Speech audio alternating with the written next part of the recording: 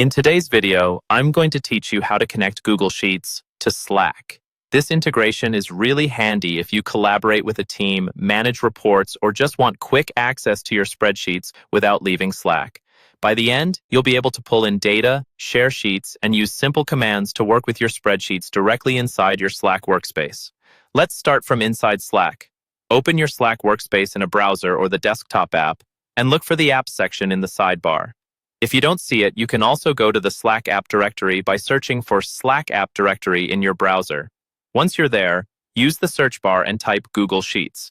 You're looking for the official Google Sheets app for Slack. Click on it to open the apps page. On the Google Sheets app page, you'll see an option that says Add to Slack. Go ahead and click that button. This is what begins the installation process for your workspace. If you're not an admin, you might see a message saying that an administrator needs to approve the app. In that case, you'll need to request approval and wait for it to be granted before moving on. After clicking Add to Slack, you'll be taken to an authorization page.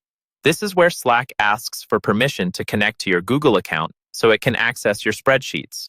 You should see a list of permissions that explain what the integration will be able to do, such as view and manage your sheets that you choose to share. Take a moment to review these so you're comfortable with the access being granted. When you're ready, click Allow. This step securely links your Google Sheets account with your Slack workspace. Once the app is installed and authorized, you can start using it right away.